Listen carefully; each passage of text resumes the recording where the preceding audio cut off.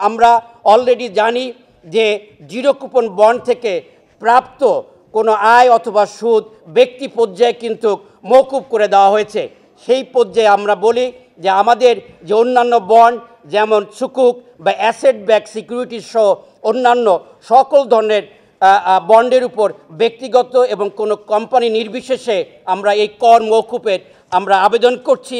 এর ফলে বিভিন্ন কোম্পানিগুলো তাদের আইপিও নিয়ে বাজারে আসবে, বাজার থেকে সেখানে অর্থ সংগ্রহ করে দেশের শিল্পায়নে দেশের পুঁজিবাজারকে অর্থনীতির সাথে সম্পৃক্ত করার একটা বড় স্কোপ তৈরি হবে।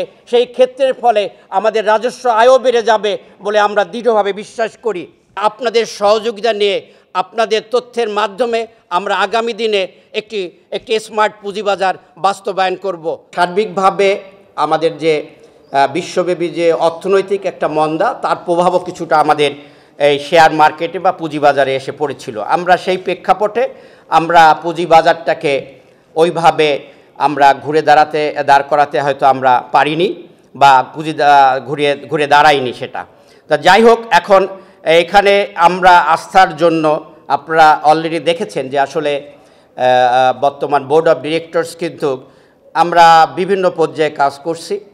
যেমন অলরেডি আমি বলেছি যে আমরা বিজিএম এর প্রেসিডেন্টের সাথে কাজ করেছি, কারণ আপনারা জানেন যে পুঁজিবাজার কিন্তু শর্ট টার্মের জন্য না, পুঁজিবাজার হলো লং টার্ম একটা ইনভেস্টমেন্টের জন্য একটা বাজার, যেটা আমি ইতিপূর্বেই বিভিন্ন প্রেক্ষাপটে বলেছি যে আমি বেশ কয়েকদিন আগে আমি সুইডেনে গিয়েছিলাম। সুইডেন স্টক এক্সচেঞ্জের বোর্ডের চেয়ারম্যানের সাথে আমার কথা হচ্ছিল, তো ওনারা বলছিল যে 4-5 বছরের জন্য যারা ইনভেস্টমেন্টের জন্য আসে তাদেরকে আমরা বলি তোমরা এই ক্যাপিটাল মার্কেটে এসো না, কারণ এটা লং টার্মের জন্য।